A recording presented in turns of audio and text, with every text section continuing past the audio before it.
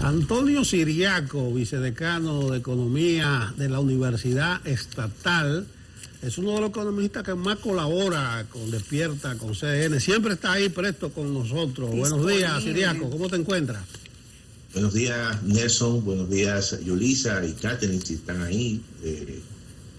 Sí, buenos días, profesor. Catherine está vacacionando. Siriaco, bueno. Te llamamos a esta hora porque nos ha llamado la atención lo del endeudamiento. Incluso un trabajo que tiene Diario Libre hoy, que dice que la deuda pública se disparó en septiembre a 66% del PIB. Entonces yo te digo, 5.000 millones de dólares de préstamo en estos 100 días. 51.945.3 millones de dólares alcanzó el endeudamiento. A ese paso Argentina nos quedará chiquita. Mira, Nelson, tú sabes que lo que está demostrando todo esto es que el ajuste que va a venir una vez pase toda esta situación va a ser muy grande. Oigan bien, todo esto va a conllevar un ajuste de la economía. En caso de que queramos detener todo el problema de la sostenibilidad, es decir, la deuda pública se incrementa y todos los años entonces estamos añadiendo más pagos por intereses y por amortización, y eso todos los años achica el monto del presupuesto que se destina para fines de inversión. De manera que ese es el problema que estamos engendrando nosotros con el tema de la deuda. Por eso la insistencia de que se debió hacer y se debe hacer realmente un pacto fiscal lo más pronto posible para que la República Dominicana pueda lidiar con esta situación. ¿Por qué? Por lo que tú has dicho, nosotros hemos visto la experiencia de Argentina, y Argentina ha pasado por situaciones bastante difíciles en el tema de la deuda. Pero lo grande de todo esto es que gran parte del componente de la deuda pública en la República Dominicana es con bonistas, son bonos, y las negociaciones que tú haces si tú vas a renegociar esa deuda, es muy difícil porque los bonistas no son organismos multilaterales que muchas veces hasta te condonan parte, te arreglan un tanto toda la situación. Esto es lo que, como dicen, son buitres y tú tienes que pagarle en caso de... Entonces, eso es una opción, la renegociación de la deuda, pero hay que ver esa composición. La otra opción para tú tratar de disminuir el impacto de todo esto es, bueno, que exista una solución global. Pero generalmente la solución global no le toca a países como la República Dominicana porque no aplica. Ya incluso el Fondo Monetario Internacional y el Banco Mundial han hecho algunos tipos de arreglo con países, vamos a decir, que están tipificados como países menos adelantados, como el caso, por ejemplo, tipo Haití, muchos países africanos. Entonces, ¿qué es lo que nos queda a nosotros? Pues, sencillamente hacer un pacto. Y ese pacto va a implicar tres cosas, porque la solución va en una combinación de tres cosas. Primero, reducción de exenciones. Pero cuando tú reduces exenciones, también tú estás quitando impuestos y estás como aumentando la base impositiva. Segundo, aumento de tasas en algunos casos, ¿verdad? O imposición de tasas, algunas actividades que son nuevas que tú vas a incorporar.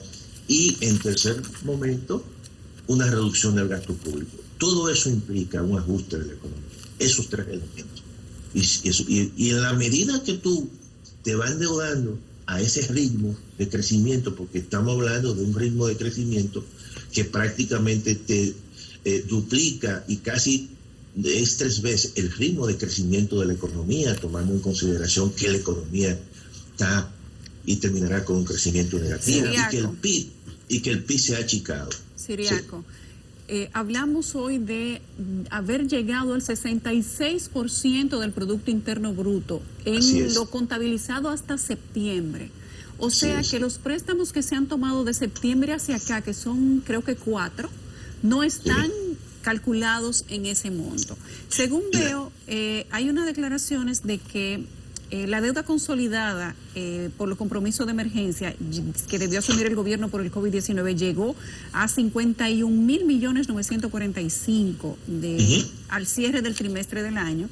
Y según la Dirección Nacional de Crédito Público, la deuda pública consolidada, que incluye la del gobierno central descentralizado y la del Banco Central, se incrementó en $8.207 millones durante el último año. Y se trata, este monto específicamente, es similar al de las reservas internacionales que tiene República Dominicana guardada para afrontar todo tipo de situaciones. La consolidada equivalía en el tercer trimestre al 66% del PIB, achicado por la pandemia, pero se habla de que posiblemente con lo que ya se ha tomado desde septiembre hacia acá y un par de montos más que se tomen, estaríamos rondando el 70% del Producto Interno Bruto. No se está hablando aquí de palabras mayores.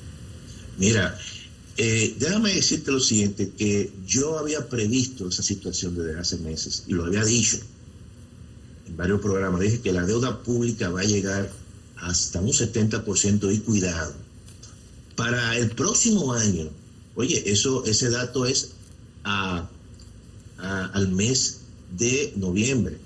Es el último dato que tiene crédito público. Y déjame decirte lo siguiente. Para el próximo año, la deuda solamente del gobierno central, sin incluir para el próximo año, incluso ya haciendo la proyección del presupuesto del 2021, va a ser de 59 puntos y algo del Producto Interno Bruto. Si tú le sumas a ese 59% del PIB la deuda del Banco Central, que es alrededor de casi un 11% del PIB, estamos ya hablando de un poquito más de un 70%. El presupuesto general, Siriaco, se conoce hoy en la Cámara de Diputados y estamos hablando de 1.037.842.3 millones de pesos.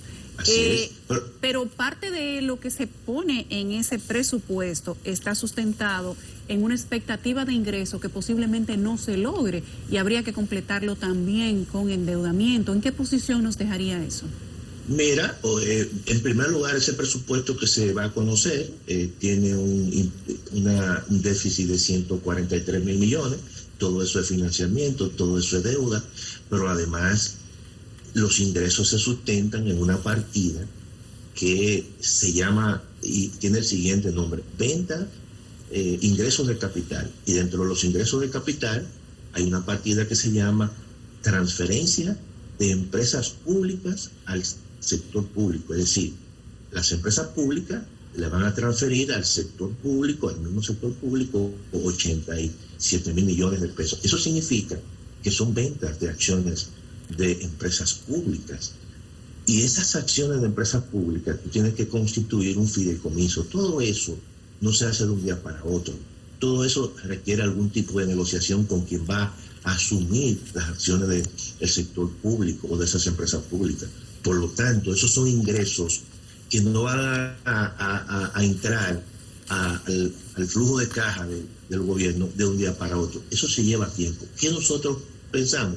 Que el gobierno va a tener que hacer un presupuesto complementario para el próximo año y sustentar una parte de esos ingresos que estima en deuda. Sí, la otra opción es, perdón Nelson, achicar un poco más el gasto público, disminuir el gasto público, y eso implica en estas circunstancias que la gente demanda más recursos, más programas sociales. Entonces eso puede traer dificultad con un sector importante de la población. Sí, tremendo problema, porque en diciembre supuestamente terminarán los planes de emergencia y el gobierno tiene una línea agresivísima de inversiones, Siriaco.